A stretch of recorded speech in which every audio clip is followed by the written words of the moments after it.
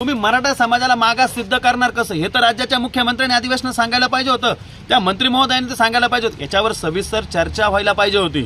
2 दिवस चर्चा चालली पाहिजे होते। प्रत्येक आमदाराचं मत, प्रत्येक मंत्री महोदयाचं मत या ठिकाणी जाणून घ्यायला पाहिजे होतं। तसं केलं नाही। हा गौडबंगाल केलाय। हा निवडणुकीसाठी केलेला खेळ आहे। छत्रपती शिवाजी महाराजांच्या शपथेचा अपमान केलेला आहे। अपमान तुमच्या बंगल्याकडे साधे मराठे फिरकून पण पाहत नाही तरी तुमच्या जीवाला भीती वाटते। तर आता आम्ही काय करू? बरं, संरक्षण किती भुजबळ साहेबांना? आता एवढ्या संरक्षणात जर भुजबळ साहेब स्वतःला सुरक्षित मानत नसेल तर अशा माणसाने मंत्रिपदाचा राजीनामा द्यावा, आमदारकीचा राजीनामा द्यावा, मस्तपैकी संन्यास घेऊन त्या भुजबळ फार्ममध्ये आराम करावा। आज मराठा आरक्षणाच्या मुद्द्यावरून विशेष अधिवेशन बोलवण्यात आलं होतं आणि यामध्ये हा विधेयक जो आहे तो एकमताने मंजूर करण्यात आला अशी घोषणा जी आहे ती विधानसभा अध्यक्ष राहुल नार्वेकर यांनी केली। खरं तर या संपूर्ण प्रश्नांवरती बोलण्यासाठी आपल्यासोबत काही मराठा समाजाचे आणि ओबीसी आंदोलक आहेत, पण त्यांना नेमकं विचारायचं काय एकूणच जरांगे पाटील यांच्या लढाईला ओबीसी आंदोलन अजिबात नाही। राज्याच्या मुख्यमंत्र्यांनी आणि सगळ्या आमदार खासदार आणि मंत्र्यांनी आम्हाला गाजर दिलंय। भुजबळ साहेबांचा बाळ हट्ट त्यांनी पुरवलेला आहे। समाजाला आरक्षण कोणतं पाहिजे? 50%च्या आत। हे कोणतं देत आहे? 50%च्या वरती, जे टिकणार नाही। ज्या पद्धतीनं यांनी किरोडी पिटिशनसाठी मागास आयोग स्थापन केला होता त्याच्या सगळ्या हरकती मागवल्या। आता मला सांगा, ते आरक्षण 12 आणि 13% होतं।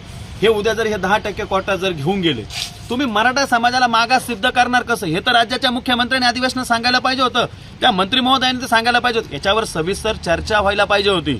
2 दिवस चर्चा चालली पाहिजे होते। प्रत्येक आमदाराचं मत, प्रत्येक मंत्री महोदयाचं मत या ठिकाणी जाणून घ्यायला पाहिजे होतं। तसं केलं नाही। हा गौडबंगाल केलाय। हा निवडणुकीसाठी केलेला खेळ आहे आणि भुजबळांचा हट्ट पुरवण्यासाठी चालवलेली ही सगळी परिस्थिती आहे या महाराष्ट्रामध्ये की ओबीसीला गोड बोलून आम्ही कोणाला दुखवत नाही, कुठल्या समाजाला आम्ही दुखवत नाही। आम्ही आमच्या हक्काचा मागतोय। 55 लाख कुणबीचे दाखले नोंदी मिळाल्या। त्या अनुषंगाने आम्ही म्हटलं काय का त्यांना कुणबीचे सर्टिफिकेट द्या, 50%च्या आत मराठा समाजाला आरक्षणात बसवा। या सगळ्या मागण्या आमच्या असताना वेगळ्या पद्धतीनं आरक्षण देऊन राज्याच्या मुख्यमंत्र्यांनी छत्रपती शिवाजी महाराजांच्या शपथेचा अपमान केलेला आहे। अपमान त्यामुळं राज्याच्या मुख्यमंत्र्यांनी आम्हाला हे गाजर न दाखवता 2 महिन्याने लोकसभा आहेत, 6 महिन्याने विधानसभा आहे, याच्यात यांना विजयी करण्यासाठी, यांना यांची सत्तेची खुर्ची मिळवण्यासाठी केलेला हा सरळ मराठ्यांचा अपमान आहे। आणि म्हणून राज्याच्या मुख्यमंत्र्यांनी अजून सुद्धा वेळ गेलेली नाही। पुन्हा एकदा या अधिवेशनात परत चर्चा करून मराठ्यांना 50%च्या आतच ओबीसीतून आरक्षण द्यावं, कुणबीचे सर्टिफिकेट द्यावे। आणि दुसरी गोष्ट, वाशी या मार्केटमध्ये येऊन त्यांनी सगळे सोयरे याचा जो काय मसुदा दिला होता त्याचं कायद्यात रूपांतराचं काय झालं, त्याच्या अधिसूचनेचं काय झालं, याचं काही उत्तरं दिले नाही। आणि नार्वेकर साहेबांचं सगळ्यांना माहिती आहे, नार्वेकर साहेब हे रिमोट आहे। आता ते काय विधानसभेचे अध्यक्ष, त्यांच्यावर बोललं का लगेच तुम्ही आमच्यावर म्हणाल की यांनी विधानसभेच्या अध्यक्षांचा अपमान केला। अहो, अधिवेशन कशाला म्हणतात? जे दिवसभर चाललं पाहिजे, त्याच्यावर चर्चा झाली पाहिजे, त्या चर्चेतून मार्ग निघाले पाहिजे, विरोधकांना बोलू दिलं पाहिजे, स्वतःच्या पार्टीतल्या लोकांना बोलून दिलं पाहिजे, ओबीसीचा आमच्यावर आक्षेप, त्या ओबीसीच्या नेत्यांना बोलू दिलं पाहिजे। काही केलं नाही, बहुमतानं मंजूर। आता विरोधकांना माहिती आहे त्यांचे राजकारणाचे दिवस आहे, त्याच्यामुळे विरोधक सुद्धा मॅनेज आहेत। विरोधकांनी सुद्धा मॅनेज होऊन मराठा समाजाची दिशाभूल केली। त्यामुळं या निवडणुकीमध्ये येणाऱ्या काळात मराठा समाज त्यांची निर्णायक भूमिका घेईल।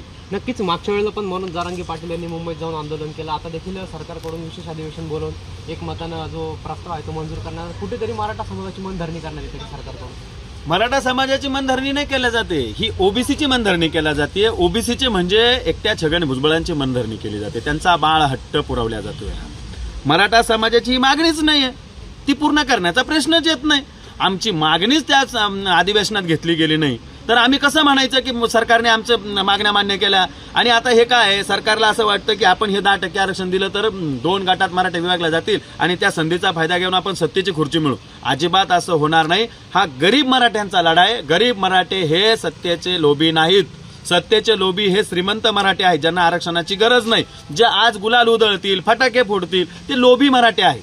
त्याच्यामुळं त्या मराठ्यांचा लढा नाही, हा गरजवंत मराठ्यांचा लढा आहे। जरांगे पाटील येत्या 2 दिवसात आरक्षणाच्या लढाईच्या संदर्भात पुढच्या आंदोलनाच्या डिक्लेअर जी काही घोषणा करतील ती आंदोलनं महाराष्ट्रात ताकदीनं करू, एवढंच आपल्याला या ठिकाणी सांगतो। नक्कीच आपल्यासोबत आणखी ओबीसी पण आहेत। दादा काय सांगाल, मराठा समाजाला 10% आरक्षण जे आहे ते नोकरीत देण्यात आलेलं आहे, पण ओबीसी म्हणून कसं पाहता याकडे? हे बघा, आज जी मला ओबीसी म्हणून मी आज मला जी गरज आहे तीच गरज आज मराठा समाजाला सुद्धा आहे। पण म्हणजे असं नाही का ओबीसीलाच गरज आहे आणि ओबीसीमध्येच लेकरं बाळ आहे आणि मराठ्यांमध्ये लेकरं बाळ नाही. लेकरं बाळ हे आहे, पण ते मराठा समाज हा गरीब पण आहे. श्रीमंतालाच गरज नाही, गरिबाला खूप गरज आहे याची. तर माझं प्रामाणिकपणे मत असं आहे का सरकारने कुठंतरी ना मराठ्यांचा विचार केला पाहिजे आणि मराठा समाजाला 10% काहीच होत नाही हो आता. त्याच्यापेक्षा जास्त आरक्षण हे मराठा समाजाला दिलं पाहिजे असं माझं प्रामाणिक मत आहे. मात्र मराठा समाज जो आहे तो ओबीसीतून आरक्षण मिळावं अशी मागणी करते. नाही, ओबीसीतून आरक्षण मिळावा पाहिजे हे मराठा समाजाचं हे मत आहे. पण माझं मत आहे का बाबा ते थोडंफार तरी ओबीसीतून कुठंतरी ॲडजस्टमेंट करून ते दिलं पाहिजे मराठा समाजाला. कारण की मराठा समाज पण हा आपला भाऊ आहे, आपला सर्व माता बहिणी आहेत आपण, तर त्यांना पण हे दिलं पाहिजे ओबीसीतून. नक्कीच. भाऊ, आणखी एक प्रश्न आपल्याला असा होता, आज जे अधिवेशन बोलवण्यात आलं होतं त्याच्यामध्ये छगन भुजबळ म्हणाले की जरांगे पाटील हे खालच्या शब्दात बोलतात आणि त्याचबरोबर त्यांनी जीवाला धोका असल्याची देखील जी भीती आहे ती व्यक्त केली आहे. भुजबळ साहेबांची सगळी नौटंकी चालू आहे. भुजबळ साहेबांना फक्त जरांगे पाटलांना बदनाम करून हा लढा बंद पाडायची सुपारी दिलेली आहे सरकारने आणि त्याच्यामुळे भुजबळ साहेब असं बोलताय. अहो, छगन भुजबळांचे विचार हे शाहू फुले आंबेडकरांचे विचार ते स्वतःला म्हणतात की असे विचार एका भुजबळांचे एका समाजाला मिळून द्यायचं नाही, एका संविधानिक पदावर बसायचं आणि मराठ्यांच्या विरोधात अशा पद्धतीने षडयंत्र रचायचे, हे काही बरोबर नाही. आणि दुसरी गोष्ट, भुजबळ साहेबांना जीवाची भीती आहे ना, साहेबांनी आता आराम करावा. साहेबांनी आता या फंद्यात पडू नये, हमरी तुमरीच्या याच्या गोष्टी करू नये. तुम्हाला भीती वाटते ना, अहो आम्ही तर साधं तुमच्याकडे आलो पण नाही, एक पण मराठा तुमच्याकडे आला नाही का साहेब तुम्ही आमच्यासाठी काही करा म्हणून. तुमच्या बंगल्याकडे साधे मराठे फिरकून पण पाहत नाही, तरी तुमच्या जीवाला भीती वाटते. तर आता आम्ही काय करू? बरं, संरक्षण किती आहे भुजबळ साहेबांना? आता एवढ्या संरक्षणात जर भुजबळ साहेब स्वतःला सुरक्षित मानत नसेल तर अशा माणसाने मंत्रिपदाचा राजीनामा द्यावा, आमदारकीचा राजीनामा द्यावा, मस्तपैकी संन्यास घेऊन त्या भुजबळ फार्ममध्ये आराम करावा. आता गरज नाही राहिली, तुम्ही ह्या फंद्यात पडूच नका. तुमचे आता दिवस संपले साहेब, तुम्ही आता वयस्कर झाले. तुम्हाला माझा लहान म्हणून सल्ला आहे, आता मी छोटा आहे त्यांच्यापेक्षा, परंतु आता साहेबांनी जरा बाळ हट्ट कमी करावे, आराम करावा आणि सुरक्षिततेचा प्रश्न बोलूच नका भुजबळ साहेब. अहो, तुमच्या आजूबाजूला तुमच्या घरासमोर 100 पोलीस लावून ठेवले.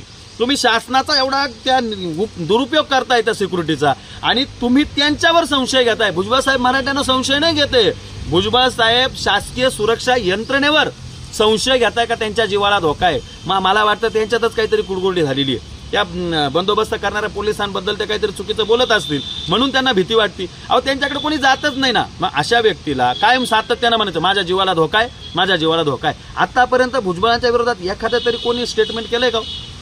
आणि यांच्याच भुजबळ फार्म आम्ही एवढं आंदोलनं करतो, मोर्चे काढतो, आमच्या जीवाला काही होत नाही, आम्हाला काहीच वाटत नाही. यांच्याच भुजबळ फार्मला चिठ्ठ्या कशा येतात? बरं, त्या कुठून येतात याचा तपास करा ना.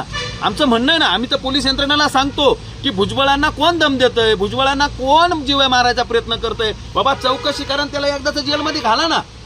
त्या चिठ्ठ्या कोणी पाठवल्या, शासकीय यंत्रणेका सगळे तपास असतात. पण सगळ्यांना माहिती आहे हे भुजबळांची स्वतःचीच खेळी आहे, स्वतःचं महत्व वाढून घेण्याची. त्याच्यामुळं आता आम्ही भुजबळांच्या नादी लागणार नाही, भुजबळांनी आमच्या नादी लागू नये. सरकारने त्यांच्या म्हणण्याप्रमाणे आमचं आरक्षण दिलंय. आता आमचं आरक्षण कसं मिळून घ्यायचं हे सरकारशी आम्ही भांडू, भुजबळांनी आता आमच्या वादात पडू नये. नक्कीच हो. याबरोबर अजून एक प्रश्न असा, आता जरांगे पाटील म्हणाले की आमची आता पुढील आंदोलनाची दिशा ठरणार, नेमकं आता आपलं कसं असणार? त्या वैभवशाली महाराष्ट्राची परंपरा मराठ्यांनी जपली आणि त्या महाराष्ट्रात जर मराठ्यानं कोणी अन्याय करणार असेल तर जरांगे पाटलांनी सांगितल्याप्रमाणे 100% आक्रमक आंदोलन यानंतर महाराष्ट्रात होतील. आम्ही संयमानं आतापर्यंत राज्य सरकारला, केंद्र सरकारला मदत करत आलो, शासनाला मदत करत आलो, या वैभवशाली महाराष्ट्राची परंपरा जपत आलो. पण तो काय जपण्याचा आम्ही ठेका घेतलाय का? आणि तो ठेका घेत असताना तुम्ही पाहिले हे काहीच करत नाही, हे फक्त झोपून राहतात, आंदोलन करतात असं त्यांचा गैरसमज आहे. अजिबात नाही. येणाऱ्या काळात आक्रमकपणे सरकारला सळो की पळो करून सोडणार. आणि ज्या आमदार आज तिथं गप्प बसले, ज्या आमदारांनी आज त्या ठिकाणी उठाव केला नाही, ज्या आमदारांनी तिथं सांगितलं नाही की आम्हाला आमचे मतं मांडायचे, आम्हाला आमचा मसुदा त्या अहवालात काय हा उघड चर्चा करून आम्हाला सिद्ध करायला पाहिजे होता. त्यामुळं निवडणुकीच्या सगळ्या गोष्टी डोळ्यासमोर ठेवून हा मराठ्यांचा सरकारने केलेला घात आहे, हा कदापि आम्हाला मान्य नाही, याचा आम्ही जाहीर निषेध करतो. नक्कीच आपण बघितलं अशा पद्धतीनं आपल्या प्रतिक्रिया ज्या आहेत त्यांनी व्यक्त केलेल्या आहेत. खरं तर आजचं जे अधिवेशन होतं त्यामध्ये आमदारांनी जो प्रस्ताव आहे त्या संदर्भात अनेक उघड चर्चा करायला पाहिजे होती, मात्र तसं काही केलं नाही. ही सरळ मराठा समाजाची त्यांनी दिशाभूल केली असा आरोप जो आहे तो नाशिकमधील मराठा आंदोलकांकडून करण्यात आला आहे. महाराष्ट्र टाइम्स ऑनलाईनसाठी पवन येवले, नाशिक.